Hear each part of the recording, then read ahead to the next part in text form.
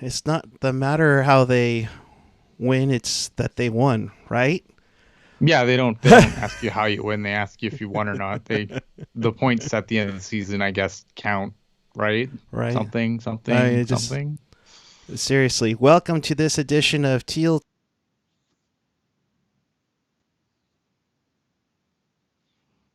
We do this after every single Sharks game. So if you want to be part of the show, here's how you do it. Chat with us and fellow Sharks fans in the YouTube chat on the page or the app. You can also follow us on the social, whether it's Twitter, Instagram, YouTube, Facebook, SoundCloud, Reddit, all under Teal Town USA. And of course, for more Sharks content, hit us up at Teal Town USA.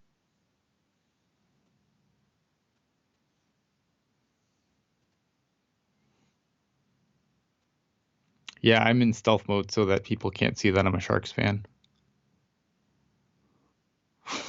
Okay, I'll be good. I'll be good.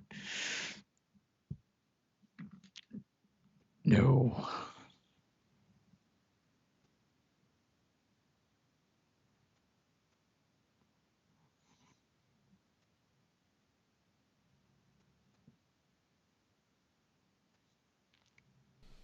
Almost ran out of that. So, all right, let's get back into it. So, score sheet filled to capacity, and there we go. Of course, mic problems, but we got it back together. All right, let's get things going, and it got things going really quick. 52 seconds in, Logan Couture finally gets off the schneid. Eric, apparently your mic's cutting out. I can hear you fine though, so I'm not sure what the.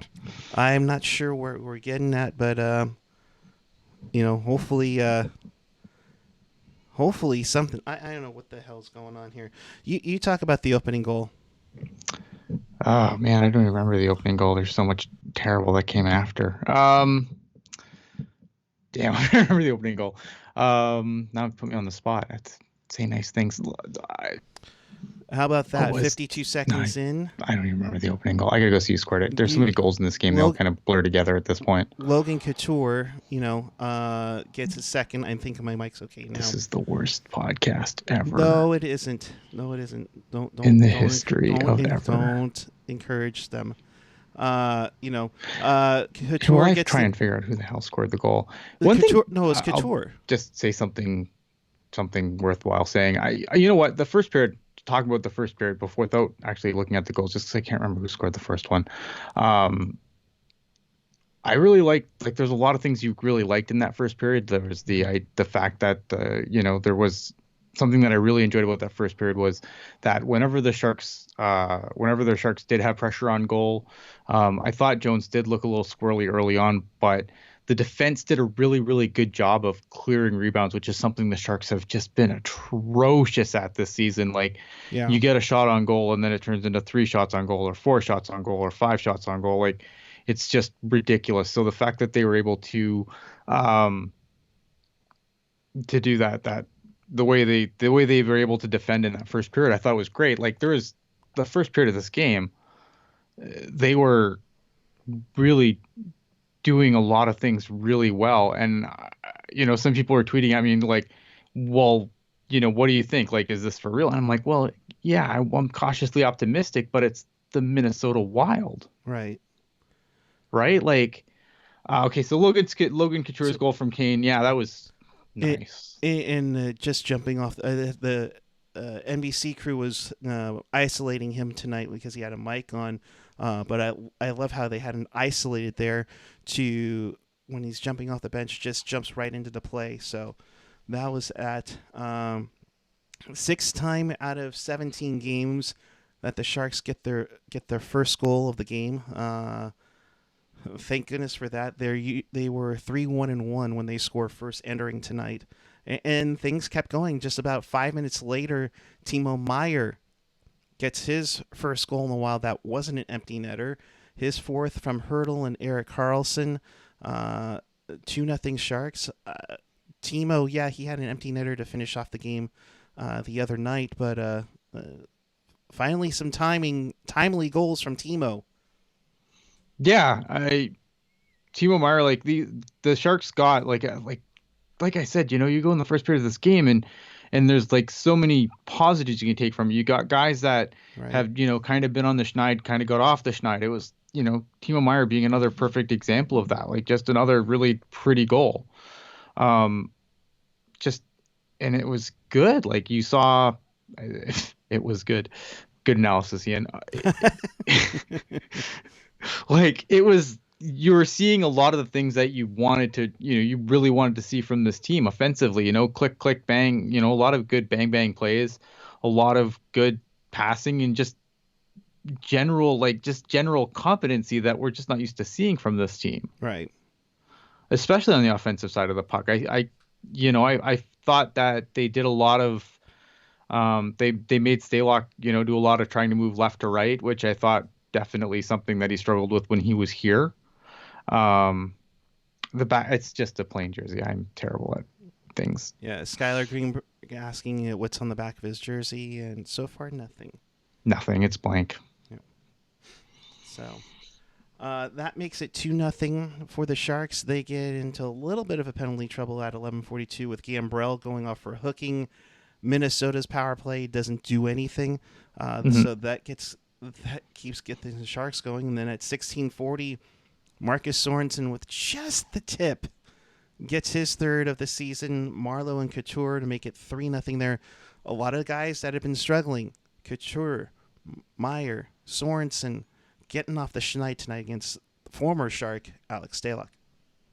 Yeah, I mean, Stalock wasn't good tonight, but I mean, the Sharks. But I thought even though Stalock wasn't good tonight, like I really thought the Sharks, the Sharks made him work. The Sharks made him move around a lot. It was a lot of crisp passes and a lot of, like I said, bang bang. Not a lot of, trying to slow it down and then throw a pass to like make the obvious pass to the point or whatever. Right. They really strayed away from that tonight, and it was a lot of just really really good puck movement, quick puck movement, shots on goal, and yeah, I mean, Stalock obviously didn't have a great night, but it wasn't like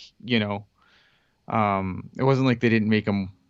move around. They did really well to make Stalock. Stalock's not a great lateral moving goaltender, and the Sharks exploited the hell out of that tonight. Gotcha. Yeah. I don't know what the heck is going on with my mic, but apparently I'm supposed to talk louder, so forgive me about it all.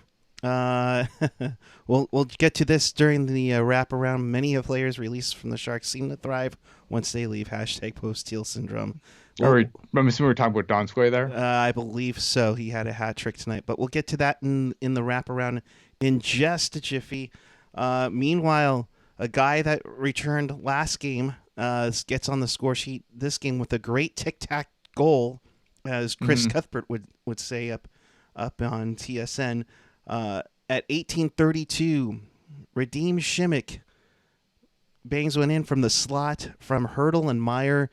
4-0 Sharks. Obviously, one of their biggest outputs of the season in this first period right here, Absolutely. and they see and just seemed like they were just taking their game to the next level and build off of that confidence after winning the other night.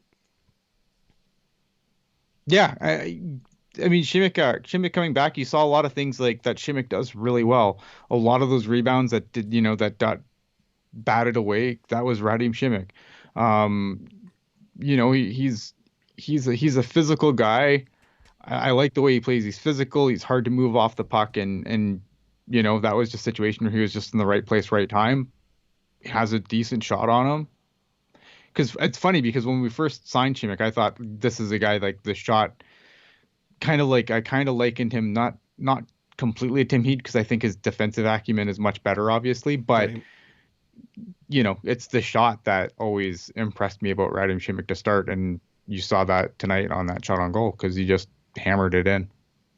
Yeah. In and just another Robin Malloy. Shimmick is the Sharks. Uh, it was where was it? Our just another Randy G, our Lord and Savior Shimmick. I mean, I'll give the Devil his due. It's obviously it's definitely had an impact on the team. I think, something that I've been kind of critical of on the Sharks is that other than Brendan Dillon, like it's a lot of stick checking. yeah, not very many people are gonna make you pay for trying to go on their side. Shimmick is definitely a guy that's gonna make you pay if you pick his side of the ice to try and move the puck down. And Shimmick making dividends in his first two games back with the big club. And that pretty much finishes off the period 4-0 after one. Burns and Greenway talk about each other's mamas near the end of the period. They each got roughing calls. 12-10 the shots in favor of San Jose over Minnesota. Minnesota was killing them in the faceoff circle, though. That was a tough part. Yeah, I think face-off wins is kind of overrated though, because like I think in that period like that shows like it if you're a team that can play a decent possession style, which the Sharks are capable of at times, then winning a faceoff isn't a big deal because all you need to do is get the puck back.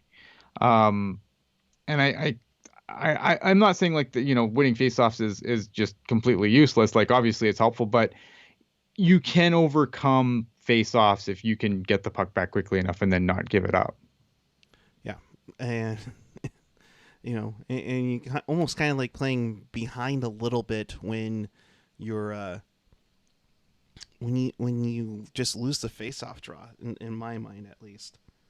Yeah. The second period now, around 5:09, Ferraro takes a shot. Hertl kind of does what LeBanc kind of did, was push the pad of Stalock to get the puck in the net. Obviously, they call that no goal. Glad they have some consistency in the NHL. They made sure and reviewed and everything. But Mhm. it got a little rough and tumble there. Meyer went off for roughing. Hartman, who will be a big part of this game later on, gets roughing. Didn't get anything for hair pulling by Matt Dumba. Uh, which Yeah, I what didn't did you think really of that? like I didn't really mind like the no goal. I didn't really I didn't like the reason they gave for it because to me it just seemed like the play was blown dead before the puck crossed the line. Right. And that explanation I think I would have been totally fine with, right? Like okay, fine. You blew the whistle. I heard the whistle before anyone was raising their hands that they had scored. I'm fine with that. We pushed the puck underneath the pads. I don't know. It just the NHL can't help themselves sometimes. Yeah. And it's tough. So, uh, Yeah. but and frustrating indeed. But there, that's what they called it, and that's what they called it the other night. So, to me, okay, if that's the standard you're going with, then that's what the standard you're It's going with. just yeah, like if they would have just said they blew it dead, then I don't know. I just feel like they would have gotten pushback still because obviously people are getting a little frustrated that these calls aren't going the Sharks' ways, and for the most part, I mean I know I'm the contrarian here, so I don't really it doesn't bother me as much. So I'm okay with it. Like a lot of these calls I've been okay with, but still I can understand the frustration, and I just feel Absolutely. like all they had to say was we blew the play dead. And I think most people would have been annoyed because it was a quick whistle, but ultimately it would have been the right call regardless. Yeah. So that's where that was going at 13:06. Meyer takes a holding call. Minnesota doesn't capitalize on that. In a minute into that power play, Ferraro takes a hit from behind by Matt Dumba. Um, and then you see Gambrell go after Dumba, which I think is an obvious mismatch, but he was defending Kudos his to him. teammate there. What did you think from that? Was that a hit from behind? And obviously, what do you think from Gambrell? I thought it was, yeah, I didn't like the hit. I thought the hit was dirty. I think that the league I think the league should probably look at it. It's a play that I think the league should look at. Even though it wasn't really penalized. And I don't know if Ferraro was hurt or if he just got stapled to the bench because, Peter DeBoer decided he looked down the bench and saw, oh crap, Tim Heat's not there. I got to staple someone to the bench at this point. Um, I didn't like it. I thought it was a hit from behind. You could have called it a charge too, I think. I mean, there's a Yeah, couple different ways you could have charged that boarding, hit from behind, charge. Like I thought it was kind of all of those things. Um, Yeah, I didn't like it. I mean, good on Gambrell to go in there and mix it up. I thought, Like that's the kind of thing you want to see guys stick up for each other, obviously. And it was a huge mismatch, and I'm glad it didn't actually turn into anything because I thought Gambrell, obviously that would be a huge mismatch for Gambrell, who just got back into the lineup from Right. being injured. So So I don't know. I didn't like it, but I mean, I appreciate. I don't know, man. I know I understand CT and all that, but I don't mind watching people punch each other in the head for some reason. I don't know. I'm a terrible human being, I guess. EJ Raddick, according to just another Randy G, was saying that was a dirty play on Twitter. I saw that tweet. Yep. Robin Malloy saying Situation Room Kurt was looking at the hit. The hit was good in their mind. So Well, we never know. I mean, you never know. Like, I'm not holding my breath, but I wouldn't be shocked tomorrow to find out that the player safety was going to review that hit. yeah, so that so that's all that shenaniganery uh, came all about, and but Minnesota would get one right afterwards at 15:51. Kunin his third from Eriksson Ek to make it 4-1. I didn't have um, that much complaint about that goal. Indeed, Yeah, it wasn't like Jones it got a wasn't piece of it. there wasn't the worst goal ever to allow, but it was one of those situations where you felt it was coming. Like the Sharks weren't winning, they stopped winning the battles, Right. and you could feel it. Like you kind of had that gut feeling that was coming because they kind of did start getting too cute. They stopped, all the things that I praised them for in the first period, almost all of it stopped happening almost completely at that point. The, you know, the plays weren't as, the passing wasn't as good. They were having trouble getting the puck out of the zone. They weren't clearing the rebounds as quickly as they had been. There was, they looked a little complacent there in the second period, I thought. Yeah. But then the Sharks got going. They got a high They got on sticking. the power play. Yeah, well, two power play goals. High Sure. sticking on by Eric Stahl sets up the Hertl goal in the slot. His sixth of the season on the power play. Couture and Burns at 17:04 make it 5-1. Of course, Stahl gets one back to make up for it to make it 5-2. Like nearly a minute later, and then at the end of the end of the period, Greenway takes a puck over glass penalty, sets up Evander Mm-hmm. Kane with a sweet thread the needle pass from Couture to make it Oh yeah, 6-2. beautiful. But that's the problem, right? Because this has been the Sharks' problem all year. And it's, yes, it's good that they're scoring on the power play, and it's awesome that the power play continues to be decent for the Sharks this season, but they stopped playing 5-on-5. And the problem is most of the game's 5-on-5. So yeah, two power play goals are great, but they got thoroughly outplayed 5-on-5 most of that period, I thought. And especially after the 4-0 start, which were granted all of them were 5-on-5 goals, so that's nice to have. But yeah, I mean, Sure. shots after that 2019 in favor of Minnesota.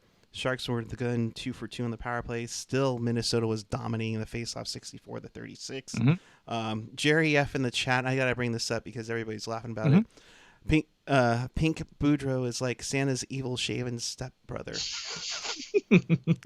Oh, our fans. Oh boy.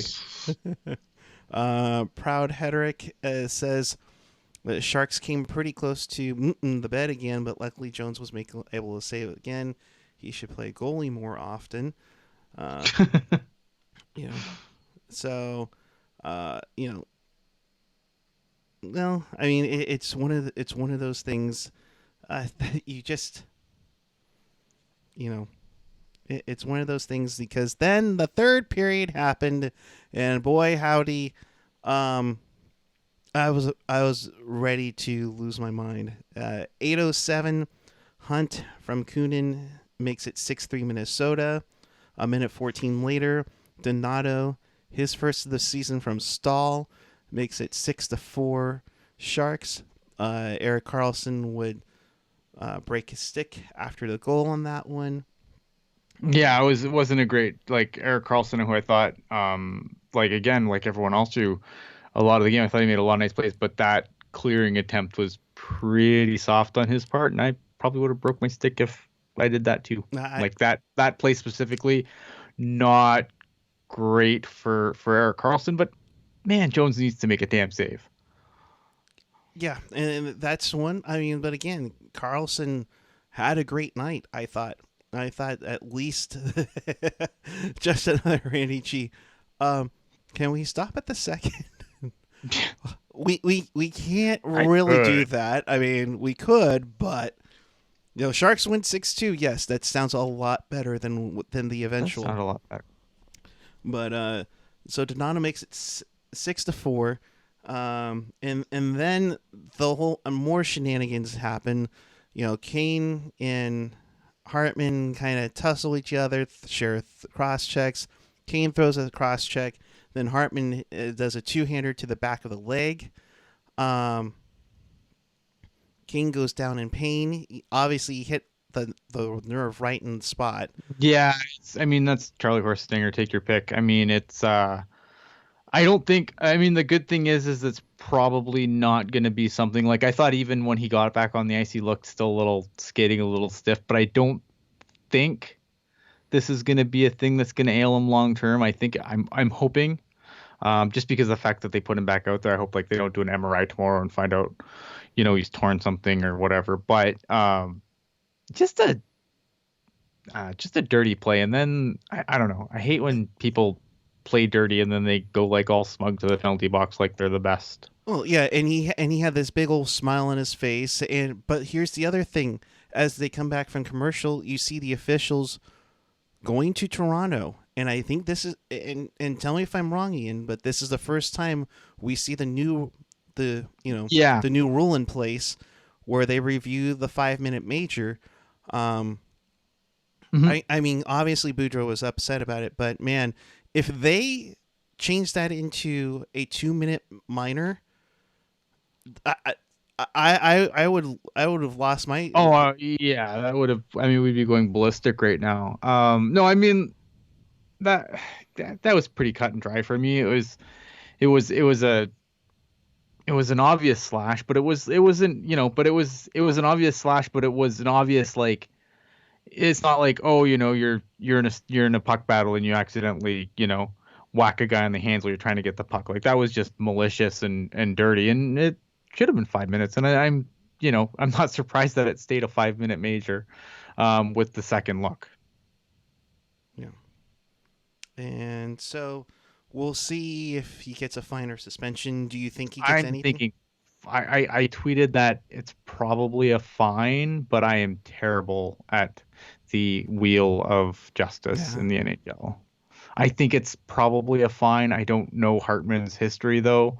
So, but to me, it's the NHL doesn't really care about crap that happens below the waist. It's really from the neck up where they start to care, Yeah. unfortunately. So I'm thinking, it's a slash. It's probably a fine. If that. It might if it gets a suspend. Yeah, if that. If they did suspend, I would be totally happy with that. But I I'm guessing fine. If I was put a gun to my head and make me put all my money down, it's a fine. Especially since Evander Kane eventually would come back on that 5-minute major.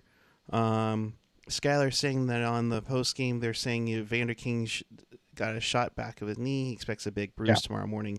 Oh, Uh, I wouldn't doubt that. yeah. Like, yeah, it's probably gonna be painful to skate. It's gonna be painful to get around as that bruises. And it's 'cause it's gonna be tender and everything. But I don't like. I don't think it's going to be. I hope that it doesn't turn into anything more. Like sometimes you never know, right? You get swelling or anything like that, and you don't really realize something's wrong until the swelling goes down. Like one of those things, not to compare the back of the leg to the ankle, but Mhm. we always hear about guys taking the puck, or any hockey player for that matter, I should say, pucks to the ankle, and you don't want to take the boot off right away. Right? No, exactly. So, Which is why you wear the stupid Kevlar things on your boots, people. Just right. be smart. Yep. So there was 4-on-4 for a brief time. Then, in the honor of our good friend Shalana Goldman, at 10:43, Minnesota would take a hella dudes on the frozen pond penalty. to make it 4-on-3. Then it became 5-on-3, then 5-on-4. Nothing came out of it. So proof once again, folks, that you can kill off a 5-minute major. However, just a few seconds after that 5-minute major was killed, Minnesota would make it 6-5 as Zucker gets his 5th of the season from Zuccarello and Stahl. For the record, Minnesota leading the league in guys with last names that start with Z. Yeah, look, Martin, like again, Martin Jones let in so many soft goals this game, and that last one was pretty soft, I thought. Yeah, it's just not a good night. I mean, this is problematic. This is the Minnesota Wild. Like, I know you don't want to like crap on wins, and I realize they've done a 2-game winning streak now, but these are bottom basement teams that they beat. Yeah. You wanted to come out of this game and you wanted to take something to say, yeah, things are turning around, but I mean, how many games are you going to win if you need to score 6 goals to win a hockey game? Yeah, not a lot. The Leafs proved that plenty early this last season. They can't outscore your problems. And let's see, with about 2 minutes to go, Jones stones Zach Parise. I mean, my goodness, it was unfortunately a bad turnover from Erik Carlson. He fanned on the clearing attempt to get that out. Barclay Goodrow makes a huge block shot as chaos was ensuing in that final minute, and the Sharks win this one 6-5 over the Minnesota Wild to get their 2-game win streak. Shout out to Hockey Mom. I believe, if I'm not mistaken, this is Eric Landy's mom. Super Nice. chat. Thank you very much. Appreciate that immensely. But overall thoughts on tonight. I mean, you kind of touched it on already, but with about... I wanted to come on here, like, honestly, like I said tongue in cheek, like I can I come on and be nice to the Sharks? Tune in to find out. I was ready to be nice. I really was, because I thought, like, again, that first period, if they can play more games like they did in the first period, right, then they can hang with anyone in the league at that point. The problem is that when you let teams back into games like this and you can't count on your goaltender for a save regardless of who's in net, like I want to be like, hey, yeah, 2-game winning streak, this is awesome. I totally expect them. I don't care how bad Nashville got spanked tonight. They're going to be angry that they got spanked as bad as they did by the Avalanche tonight. I am terrified of what this team will look like against a team like Nashville. Like, they're going to get spanked, and it's going to be right back to the doom and gloom garbage. But I mean, if you watch the game tonight, how do you think anything else at this point? Right. And you make up a great point there. You start out 4-0. You think everything's changing. You think all of it's going to be in good shape, and then in the last 25 minutes of this game, you give Minnesota 5 goals. I mean, yeah, thank goodness for the 2 power play goals that happened tonight. But my goodness, right? But the 5-on-5 play completely fell apart. Exactly. And this is against the Minnesota Wild, guys. I mean, I know we shouldn't throw stones sitting in a glass house right now, but the Minnesota Wild suck. Like, they are by far, in my opinion, maybe LA might be a little bit worse than them. And LA is pretty terrible. Like, the Minnesota Wild are a bottom rung team. And I know maybe, like, again, stones and glass houses, right? I mean, the Sharks obviously this season are not a good team. Yeah, like, I mean, yeah, you can give, just in the chat there I saw, you can give Jones credit for some of those saves he made at the end of the game, but those saves wouldn't have been so damn important if he stopped some, if he made some really what should have been routine saves to stop this game from getting out of hand. And that's, I don't understand. And this is the part that I continuously come back to, is how in the hell did Doug Wilson this summer look at his goaltending situation and say, this is fine. Like, he's the dog with the cup and the flames all. Oh, this is fine. Right. Like, how did he think this was going to be fine? Because, like, I guess because Jones had 10 good playoff games and that solved everything. I look at, it's not completely on Jones. I mean, look at 5-on-5, this team needs to be better, period. But like the goaltending from Jones has been just so subpar. And I hate that I have to continuously beat up on Jones, but really, I mean, this team, if they could just get a couple of saves, maybe they're not, the contending team that they were advertised to be when the season started, but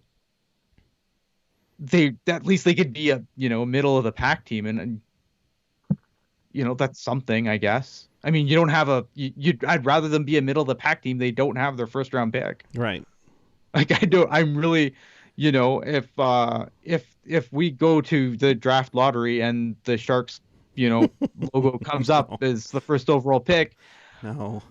Oh, I mean, that's obviously, it's still November, but I mean, time's running out to get this thing turned around. And I don't know how long, I don't know how long. They got to do something. Something needs to change. Yeah. Because these wins aren't convincing enough to me that anyone should still have like the rope that they're being given, whether it's the coaching staff, general manager, whatever.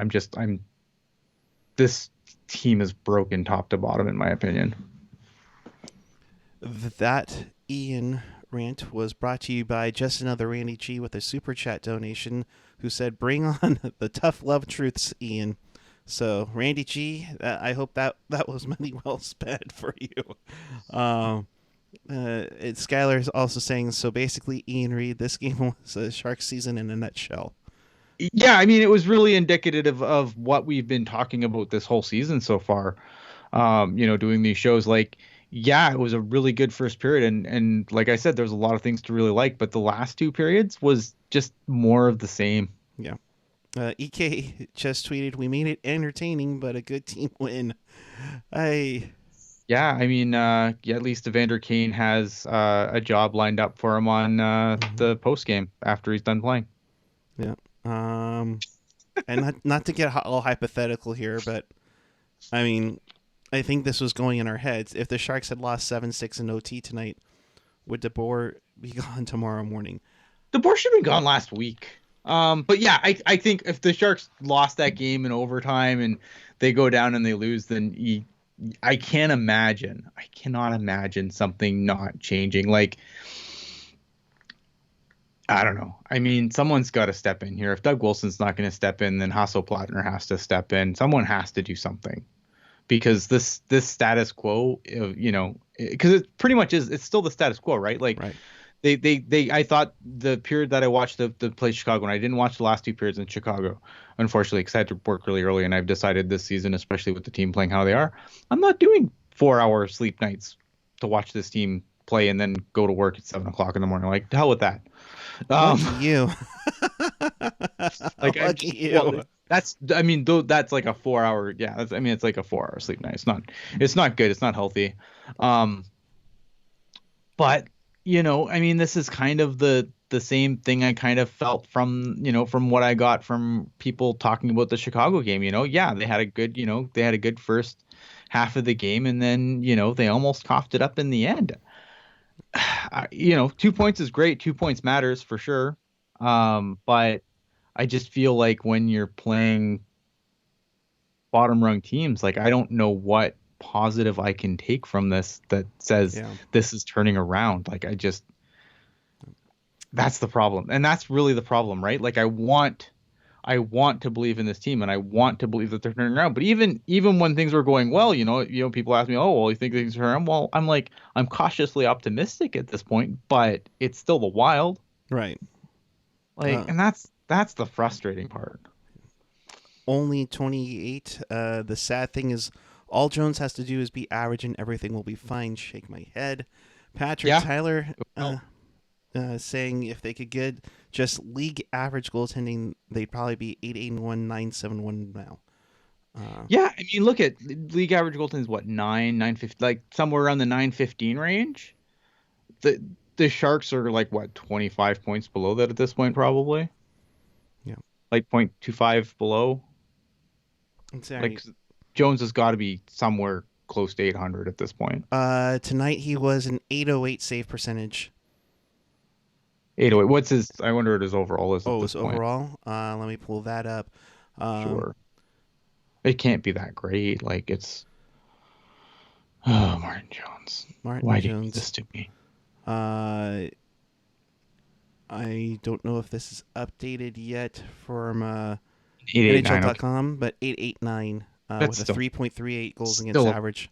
Atrocious. That's 80s goaltending for you.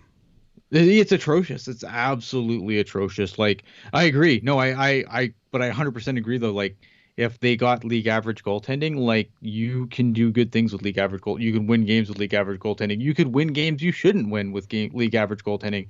And that's the problem with the Sharks is they have not gotten that. Period. No. Good news. At any point this season. Yeah. If there's a positive out of anything coming out of the tank tonight, AJ Strong got licked by Finn, so he wins along with the Sharks. Mole at 33. He should still be fired after that third period. At this point, look at the season is very slow.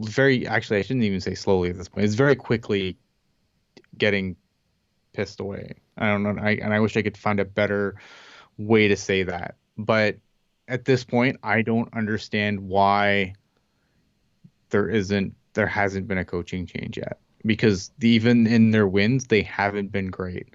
And coaches in this league have been fired for a lot less than Peter DeBoer. Yeah. Felix saying that according to Kurz, apparently PDB, quote, abruptly ended his press conference despite a few more questions headed his way. Make of it what you will. I mean, he can, turn it off and go and call it a night. So, but that's the problem. Or that's the situation there. Another thing coming out of the locker room from Sheng Peng. This is via Twitter. Meyer laughed and said, "Dumb apologized for grabbing his hair." Quote, "I was lucky he didn't pull my hair out there. Just tried to take care of my hair. No, it's all good. I think he was trying to grab my jersey. He apologized, so it's all good." So thank goodness Timo's hair is okay, folks. I mean, I don't know what you do. Like for me, I would start with coaching and then see what happens from there. I don't like the idea of calling up Cornash. Because if you call up Cornash and then nothing changes, then what? Right? You've just blown there are guys that I wish, if this thing's going to go completely off the rails, there are guys that I wish would stay as far away from this mess as possible. Cornash is definitely one of those guys that I would want far away from this mess as humanly possible. Right. At some point, I would want Mario Ferraro out of this mess as quickly as possible. Now, the problem, of course, with that is that the Barracuda already have too many guys. They can't even, they've got a bajillion healthy scratches at any given time because they just have too many guys. You don't have an ECHL team. Right. So, I mean, obviously you want to make sure that these guys are playing. I really would like to see Cornash just stay far away from this mess. I understand that, some people want to see a change and, I'm tired of seeing Martin Jones in net, and Arundel getting a start doesn't do anything to make me feel better about this. But I just want to keep Cornash far away from this mess. Cheryl saying Cornash just isn't ready yet.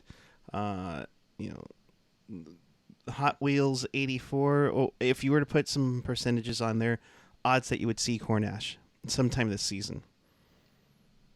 Oh man, I don't know. I mean, fire the coach first and then see what, and then ask me that again. Gotcha. Because I don't think Peter DeBoer is not going to call up Cornash. With Doug? It's not Doug's. I mean, those kind of says generally. I mean, if Doug Wilson had any control over people getting played or whatnot, then would Tim Heed continually get dressed to play 3 minutes a night? Yeah, that is you got a good point there. Final stats on the night: 31-26 in favor of San Jose. The Wild clinged on to the faceoff win, 56-44. Sharks were the only two power play goals in the game. They went 2 for 4 on the power play, despite getting nothing from on that 5-minute major. Wild take 30 pims tonight. Block shots. Sharks 21-8. We'll give them credit for that one for doing a good job. Tomas Hertl with a 3.9, a goal and 2 assists. Logan Couture gets off the schneid big time. He had a 4.9, a goal and 3 assists. Huge breakout game for Couture. I mean, my goodness. Yeah, he needed that. Just something in the chat here. A couple things in the chat here, quick. A couple people like Rob Humphrey saying like Jimmy Howard, like, yeah, like if I'm Doug Wilson, I would try, and it's hard because of obviously your cap situation's atrocious, but I would definitely like in order to keep Cornash away from this mess, I would try to, even if you had to eat some cap, I would try to bring in just somebody else at this point, even just a stopgap guy, like Rob's mentioning, like a guy like Michael Neuwirth, you could try that. I mean, I don't think Neuwirth would be much of an upgrade in this situation, but it's not Cornash, so it's, you kind of give a guy and hope that something happens. That's what I would do. I think at the end of this, like the cap's going to be really interesting at the end of the season. Yeah. Oh man, I don't know. Like Jimmy Howard's another guy. Like just bring in somebody. It doesn't even have to, because at the point where I don't know if this season, like right now with how they're playing, I don't know how salvageable the season is. I'm really, really down on this team right now. So I'm like at the point where I'm saying, just bring a guy in that's not Jones, and then something you can get out from under at the end of the season, go from there. Skylar wanting to stay with the CUDA for a second. With the amount of prospects we have, can we package them and send Jones to the darkest part of the Shadow Realm? They have Craig Anderson. They don't need a goalie. So there's that. AJ mentioning DeBoer not wanting to talk about EK65 speaks volumes. Mole Rat 33. I'm ready for some Guy Boucher trap hockey at this point. If Jones can't get his save percentage up, trap hockey, nothing will. It's hard to watch. Yeah, Rhett Thawley saying in Couture in his first start interview at the Tank, we left our goalie hung out too much. Is he trying to help Jones' psychology? Every time gives up odd man rushes, I think. Yeah, I mean, obviously, look at the guys aren't going to go out there and bury Jones. Like, it's just not, that doesn't really happen. I mean, occasionally, someone like a John Tortorella will go out and bury his goaltender, but it's really not common for players to go out and bury anyone, really, right? So I just think that's just hockey people being hockey people. They're not going to bury their guy. Well, yeah, and I can't. I think you have to kind of stay with them no matter what, and maybe, yeah, it might speak volumes that he's not saying anything, but it also might be not necessarily wanting to say the wrong thing and have it magnified. So, Cheryl's saying he's just above Jones and performing below expectations. Yes, but this season, well, she's not wrong. Howard is nearly a 4 goals against average at 887 in that one. That team is also a tire fire though. Yeah. I mean, again, again, at the point where you just hope in that situation, you take a guy and you hope a change of scenery does him some good, right? Right. For me, it's all about keeping Cornish away from this bloody mess. Yeah. Hockey mom, Lanny's mom, EK needs to shave that mustache and pay attention. All right. They all need to pay attention. I mean, look, it's Well, not it's for it's tough, November, man. though. Like, look, I thought Brendan Dillon didn't have a fantastic game tonight. I know Ferraro got hurt, but this wasn't his best game either. I thought, like, as this game got away from the team, there's a lot of blame to go around. Yeah. Patrick Tyler, this roster is incompatible with the trap. Um, there was some saying trade Vlasic to Montreal and eat some cap. I don't know how you Yeah. can do that with a guy that's kind of in decline, as H is putting in Well, the chat now. because speaking French is a hell of a drug. You know what? I mean, hockey people. I think that Vlasic would probably let's go down this rabbit hole for a minute. You put Vlasic with Shea Weber, that's probably not a bad combination, honestly. That the problem is that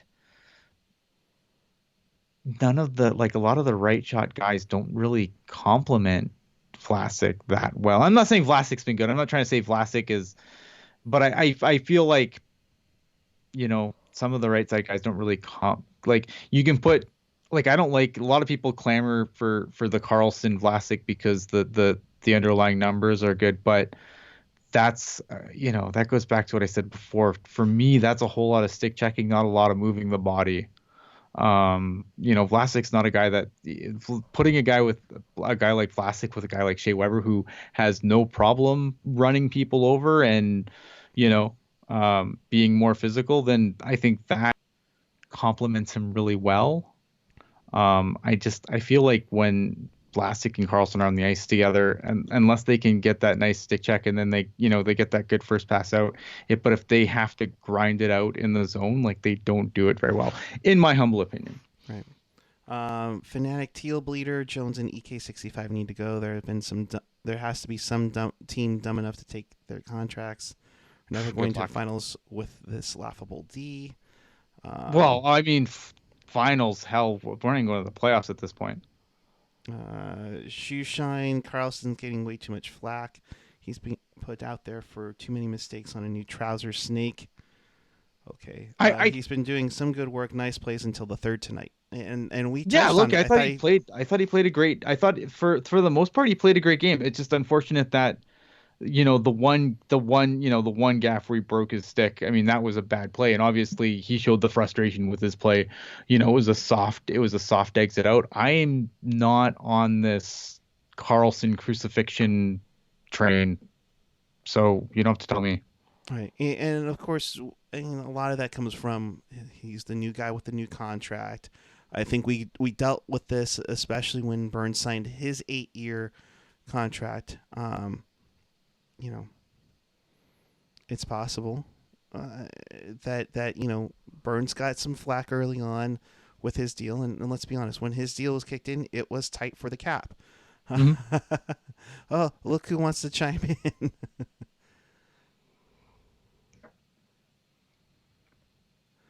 All right. So, shall we?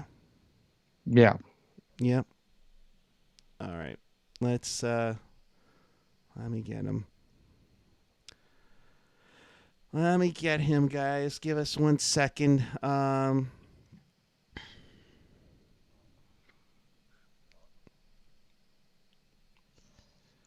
Okay, and here we go. With us? Uh-oh, I might have lost Ian. Let me get Ian back in here really quick. I know you wanted to have a say in things briefly before we go to the wraparound. Yeah. No. I mean, it's. Hold on. Is Ian back? Yeah, Ian, can you hear AJ? I'm here. Yeah. And you can hear me, sir? Yes. Fantastic. Okay, so let's get into this for a hot goddamn second. I'm not saying that EK65 is the worst defenseman on the face of the planet, okay? Can we just like put the kibosh on that right now? That's not what I'm saying. But I am saying when you pay a guy that much money to be the end all be all, that's supposed to be, you know, the defensive guy that is just going to shore up your, you know, your blue line, and he makes mistakes. There were some key mistakes that he made tonight. You know, God forbid that I actually like point them out, evidently, to some people. You know, now look, you want to tell me I'm wrong? Fine, tell me I'm wrong. Sure, whatever. It doesn't negate the fact that EK, did he play a good game tonight? Yeah, it was a good game. Could it have been a lot better? Absolutely. He made some bonehead mistakes behind his own net. He throws it into Marlowe's skates as Marlowe is getting off the ice. The thing that drives me crazy sometimes about EK65 is he puts way too much smoke on his passes. He just wants to get that pass just right there, right there. And sometimes you need to be able to throw a little finesse in. And that is something that so far from what I've seen in the games that I've seen live, where I'm actually just staring at EK the entire time when his shift is on the ice. And sometimes he just, I'm telling you, he makes decisions that you just go, what are you doing right there? I'm not saying the guy is not fantastic, but is he worth $11.5 million right now? No, I don't think he is. And I'm not the only one to have this opinion. Kevin Kurz had a tweet earlier tonight about it. Now, if you want to sit there and dump all over Kevin Kurz and say, oh, well, that guy knows nothing about hockey. Okay, fine. There's Boomer on NHL Sirius, who did like 20 minutes about how Erik Carlson sometimes can be terrifying on the ice for both teams because you don't know which way he's going to play. Then you've got what the TSN guys were talking about a week and a half ago. So it's not as if I'm the only one with this opinion. So that's all I'm saying. It's like, you want to shit on me? Fine, for my opinion. We weren't. I'm not saying no. I'm you, not man. saying you are. I'm talking specifically like about Dave B. Pilot. Dave B. Pilot, dude. I love that you watch our show, and I love that you're incredibly involved, and I love the interaction. But dude, like, you know, just because someone has a different opinion than yours doesn't make them automatically wrong. And there has been plenty of times where Ian and I have not agreed on every little single thing. And how boring would the show be if we all did, right? This show would be insanely boring. But I'm just saying that, you know, look, from what you're seeing, maybe you see one thing. I'm just telling you, I see something different. That's all. And that's fine. We can all agree to disagree. You know, I went through this the other night after the Blackhawks game when I did the show solo. There are plenty of opinions to go around. But let's not jump down the throat of people. I mean, okay, Andrew Bench, yeah, okay, we can jump down his throat. Okay, no, I'm kidding. I'm just saying. Oh, just reset stop. the counter. Yeah, but my whole thing is like, you know, look, we can all have varying opinions and what's so funny is that you'll see one group of people and they just dump all over Jones and Dell. It's, if these guys could just stop a goddamn puck. And when you say that, they said, well, then the opposing opinion is, well, the defense is giving, you know, way too many shots on goal, too many high danger chances.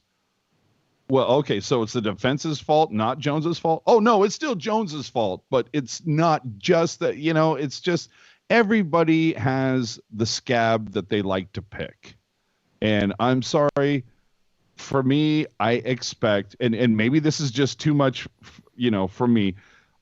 I expect the big money guys to show up in big money situations, and so far I have not seen. Like Couture, there are several examples of that guy showing up in big money situations. Erik Carlson wearing a Sharks jersey right now, not a lot of examples of him showing up in big money situations. If you want to tell me I'm wrong, fine. Tell me I'm wrong. Show me the receipts. I'm just going, again, we're just talking about tonight's game. Tonight's game, I saw Erik Carlson make 3 screw-ups. He still had a good game, which does speak to how good he is. It doesn't negate the fact that he had 3 screw-ups, 2 of which were huge mental flubs. Trying to put too much smoke on a pass from behind his own net, one of which literally went into Marlowe's skates as he was getting off everybody. You should have heard everybody behind me. As Carlson was letting that pass go, we could all see where it was going. And everybody in my section was like, no, it was all slow motion.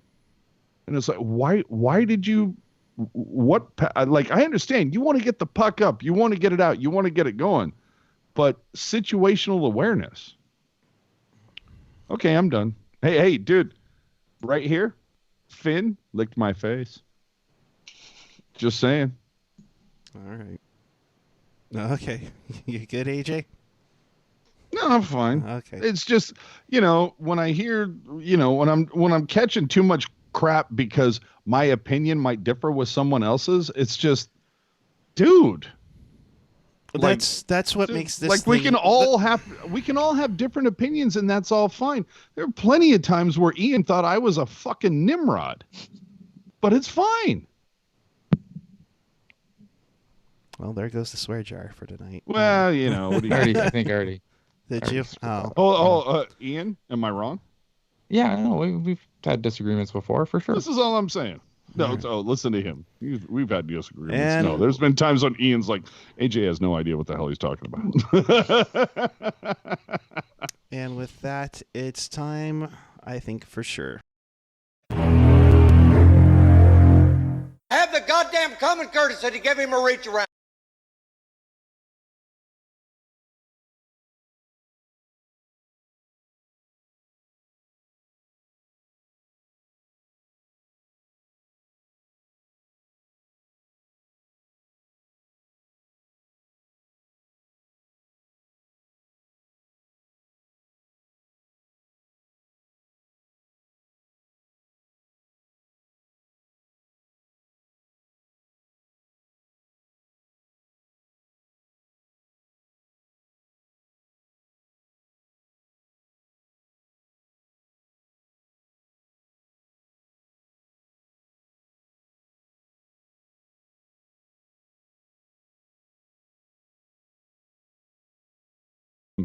We talked about it out in the section, where do we always meet? Sharks Foundation booth.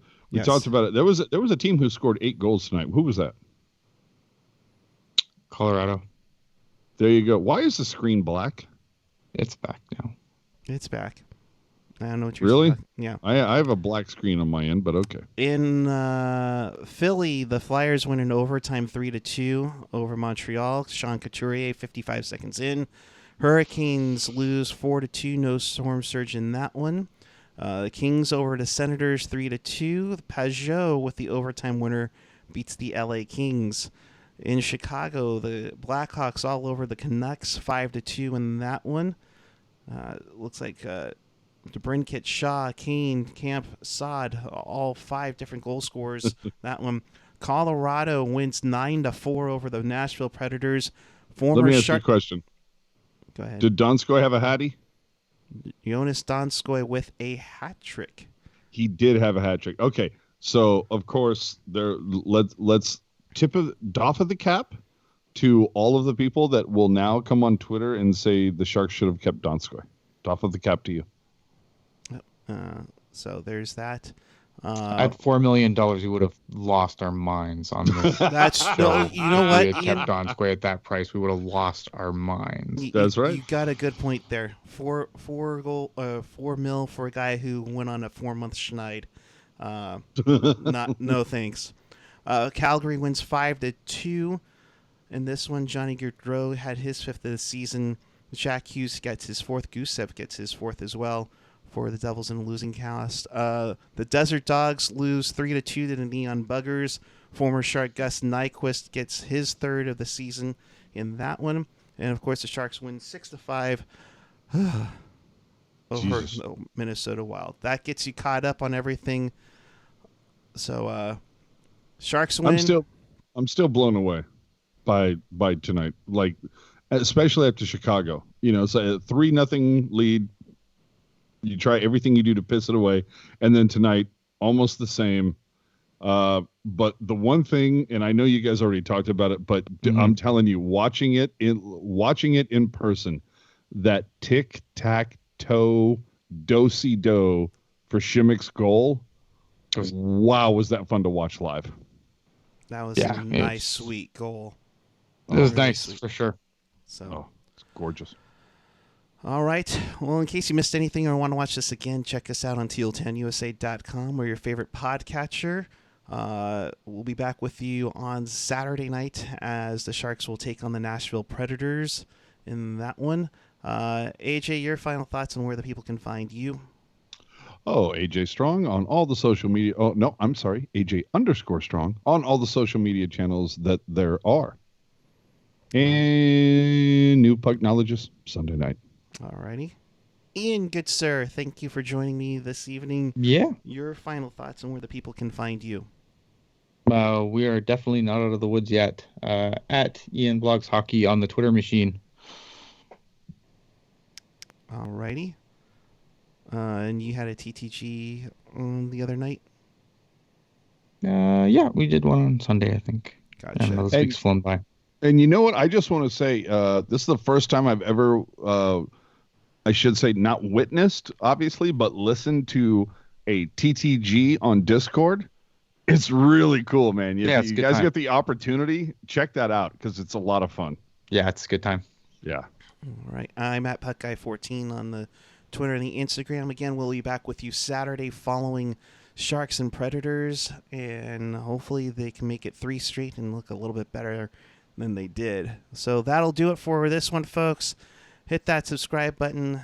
Follow us on the social media. Check out our videos right nearby, or right over here. Yes. Until then, keep it real, keep it teal, keep it real teal. We'll see you on Saturday night. Have a great night, everyone. Hey, now. Yay.